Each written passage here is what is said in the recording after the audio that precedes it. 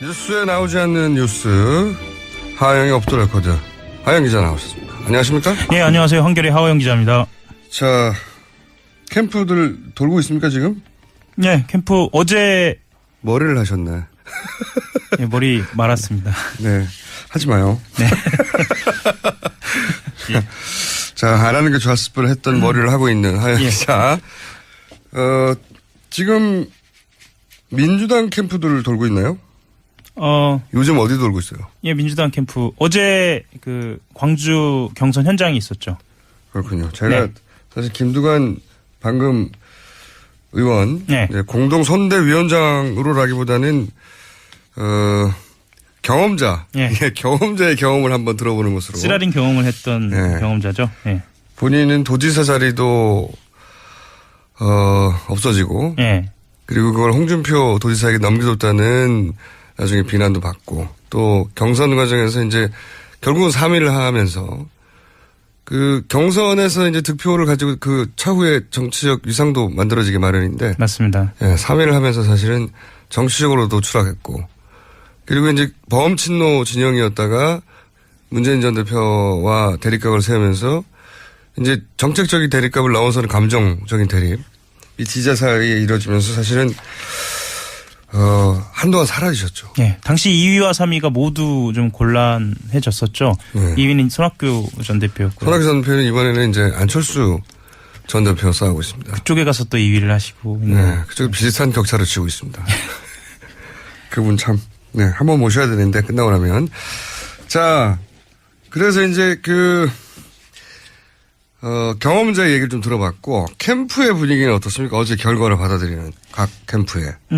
일단요, 이 얘기는 좀 드리고 싶어요. 그 보도 나오지 않은 얘기 중에, 문재인 전 대표가 어제 어땠나?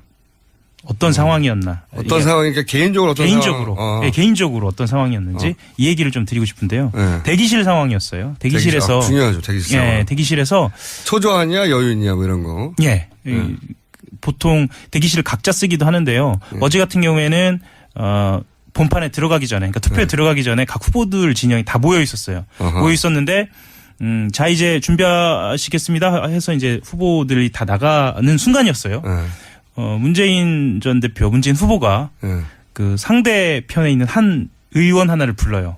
상대편의 의원, 상대 캠프에. 네, 상대 캠프에 있는 의원을 불러요. 그 다급한 순간에. 누구 의원? 좀 살살합시다. 이렇게 얘기하는 거예요. 누구 의원 좀, 그러니까 후보가 아니라 그쪽에. 의원을 불러요. 그 의원을 마음에 담고 있었던 의원입니까? 마음에 담고 있었다기보다는 본인이 생각하기에 어떤 그 갈등이 격화되는데. 대결이 격화되는데 그 의원의 역할이 있다고 생각한 건가요?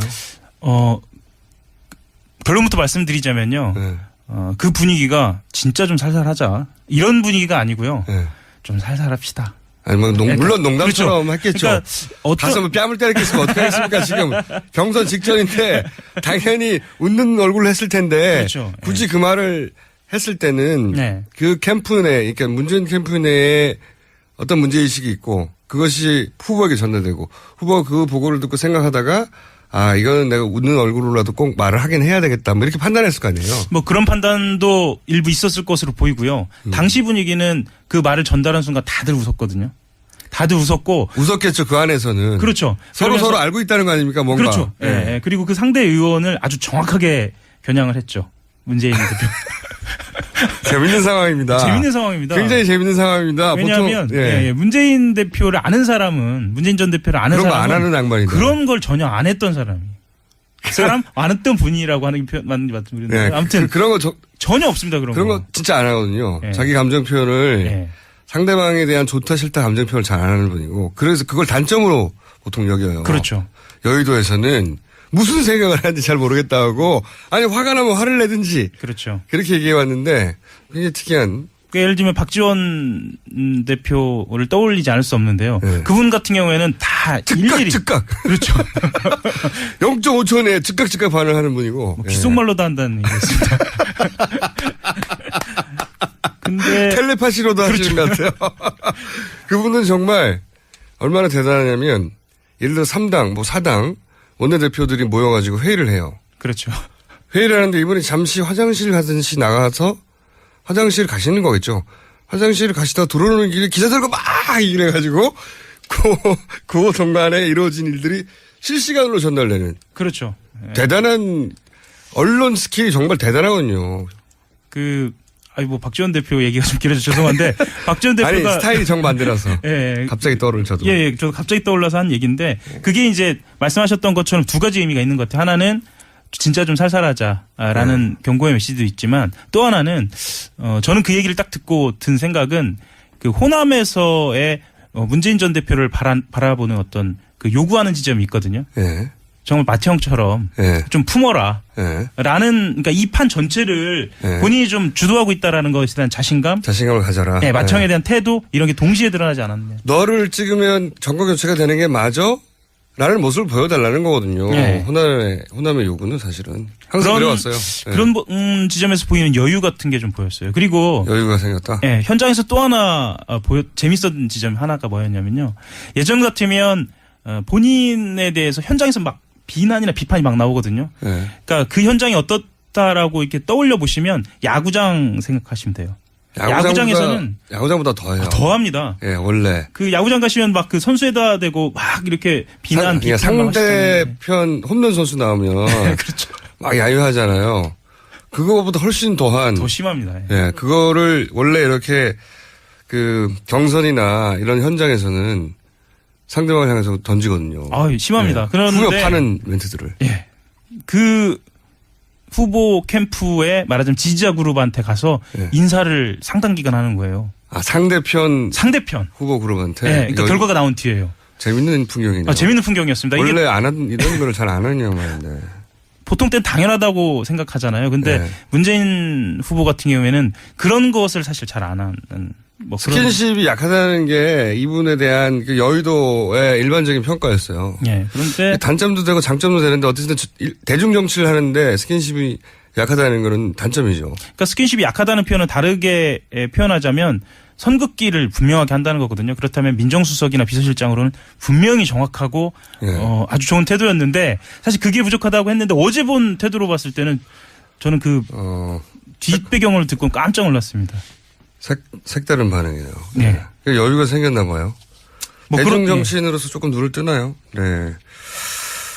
그러면은 다른 후보들의 그 대기실에서의 이거 다른 숫자는 우리가 다 알고. 네, 그렇죠. 대기실에서 다른 후보들의 반응은 어떻습니까?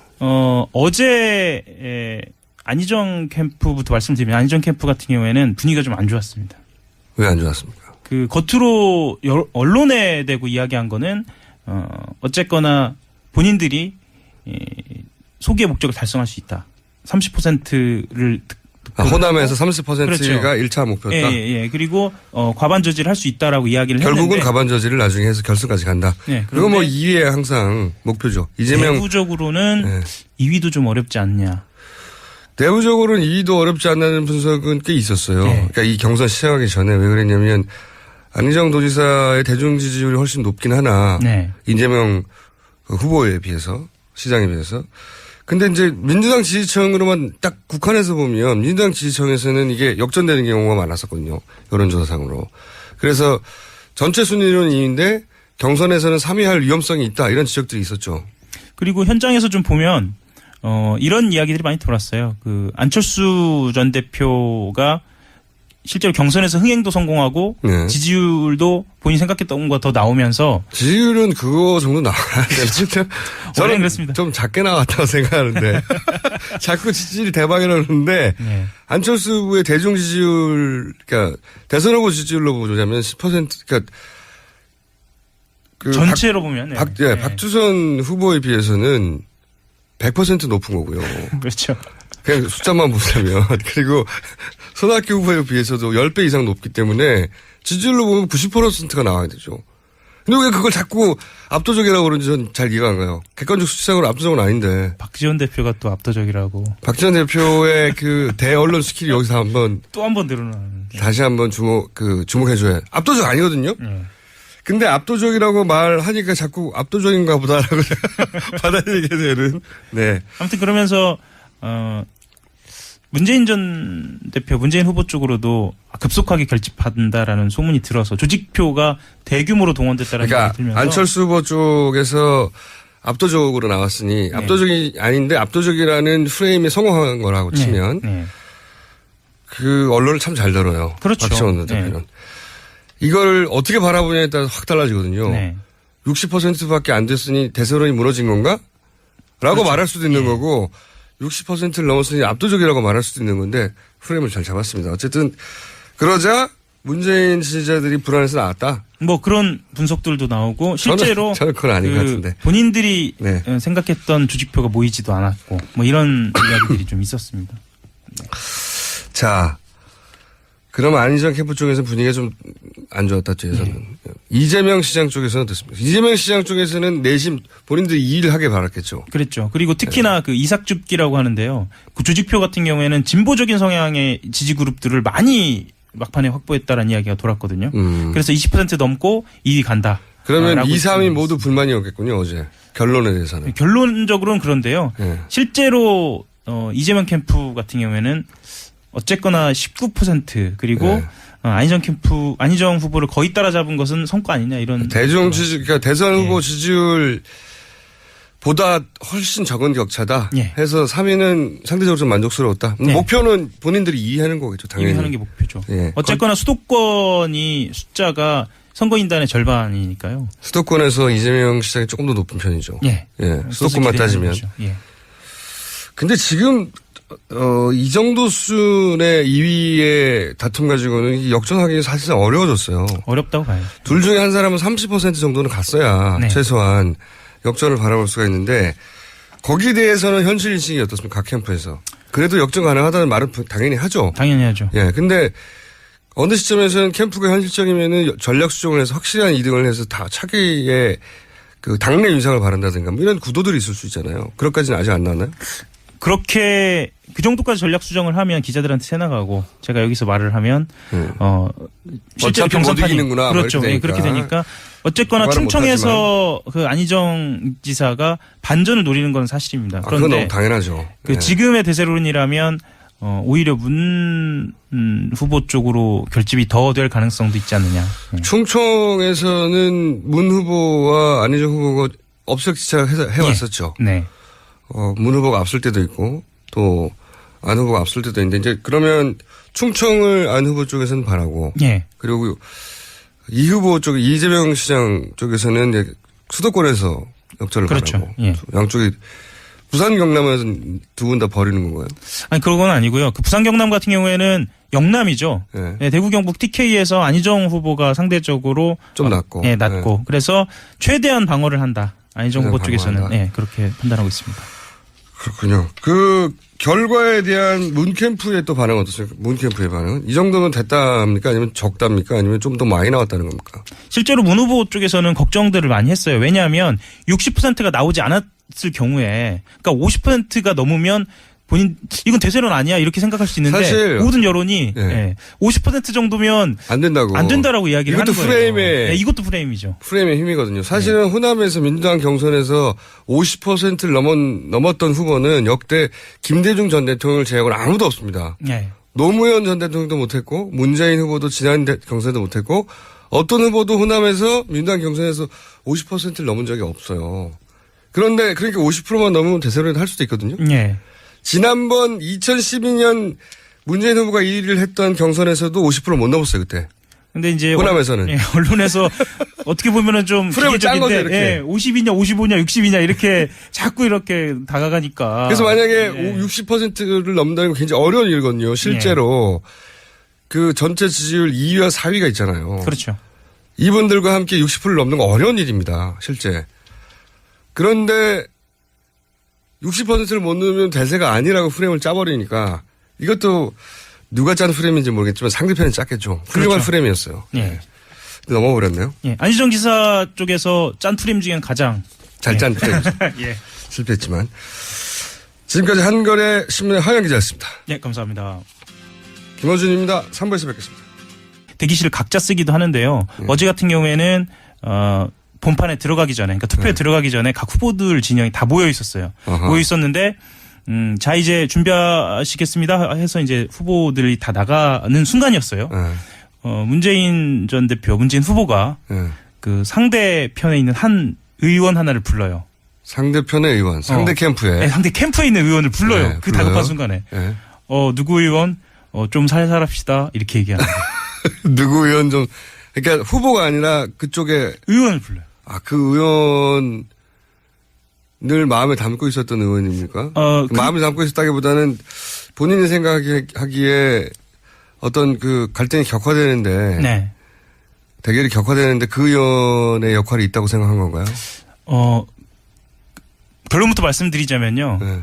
그 분위기가 진짜 좀 살살하자. 이런 분위기가 아니고요. 네. 좀 살살합시다. 아니, 뭐, 물론 농담처럼 그렇죠. 했겠죠. 그러니까 가서 뭐 뺨을 때렸겠으면 어떻게 하겠습니까, 지금.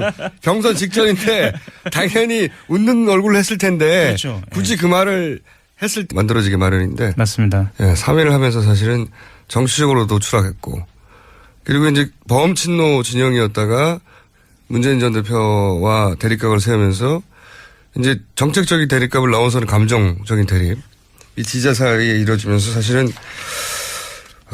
한동안 사라지셨죠. 네, 당시 2위와 3위가 모두 좀 곤란해졌었죠. 2위는 손학규 전 대표였고. 손학규 전 대표는 이번에는 이제 안철수 전 대표 싸우고 있습니다. 그쪽에 가서 또 2위를 하시고. 네, 그쪽 비슷한 격차를 치고 있습니다. 그분 참, 네, 한번 모셔야 되는데 끝나고 나면. 자, 그래서 이제 경험자 얘기를 좀 들어봤고, 캠프의 분위기는 어떻습니까? 어제 결과를 받아들이는 각 캠프에.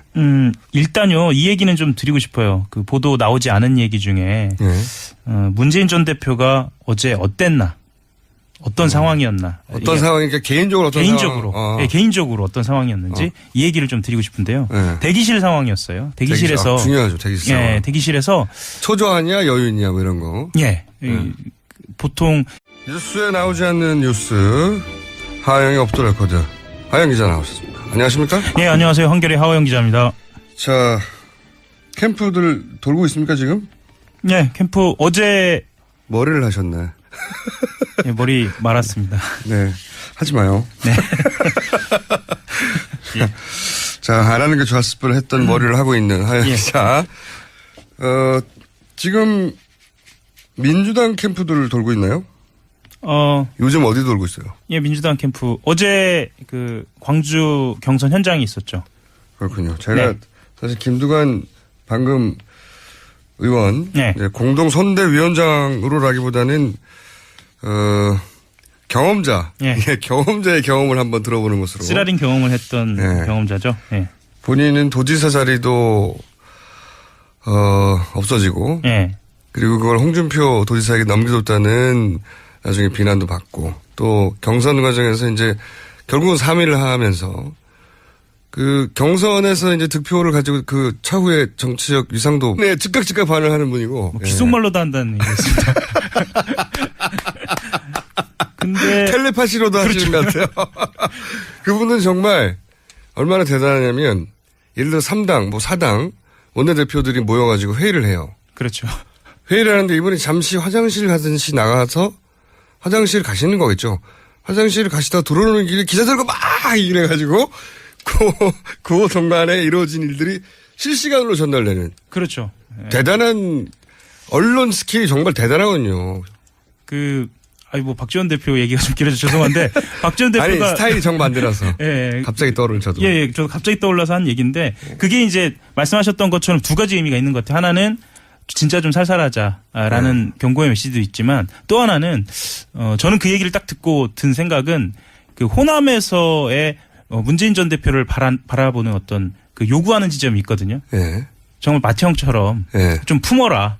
라는, 그러니까 이 판 전체를 본인이 좀 주도하고 있다라는 것에 대한 자신감을 가져라. 마태형에 대한 태도 이런 게 동시에 드러나지 않았냐. 너를 찔 때는 그 캠프 내, 그러니까 문재인 캠프 내에 어떤 문제의식이 있고 그것이 후보에게 전달되고 후보가 그 보고를 듣고 생각하다가 이거는 내가 웃는 얼굴로라도 꼭 말을 하긴 해야 되겠다. 뭐 이렇게 판단했을 거 아니에요. 뭐 그런 판단도 일부 있었을 것으로 보이고요. 당시 분위기는 그 말을 전달한 순간 다들 웃었거든요. 다들 웃었고. 웃었겠죠. 그 안에서는. 그렇죠. 서로 알고 있다는 거 아닙니까? 뭔가. 그렇죠. 그리고 그 상대 의원을 아주 정확하게 겨냥을 했죠. 문재인 대표. 재밌는 상황입니다. 재밌는 상황입니다. 굉장히 재밌는 상황입니다. 왜냐하면 보통, 예. 문재인 대표를 아는 사람은 문재인 전 대표를 아는 그런 거 사람은 안 하는 양반이다. 그런 걸 전혀 안 했던 사람이에요. 사람 안 했던 분이라고 하는 게 맞는지 모르겠는데 네. 아무튼 그런 거 전혀 없습니다. 그런 거 진짜 안 하거든요. 예. 자기 감정 표현을 예. 상대방에 대한 좋다 싫다 감정 표현을 잘 안 하는 분이고 그래서 그걸 단점으로 보통 여겨요. 그렇죠. 여의도에서는 무슨 생각을 하는지 잘 모르겠다 고 아니 화가 나면 화를 내든지 그렇죠. 그렇게 얘기해 왔는데 굉장히 특이한 그러니까 예를 들면 박지원 대표를 떠올리지 않을 수 없는데요. 네. 그분 같은 경우에는 다 일일이 즉각 그렇죠. 0.5초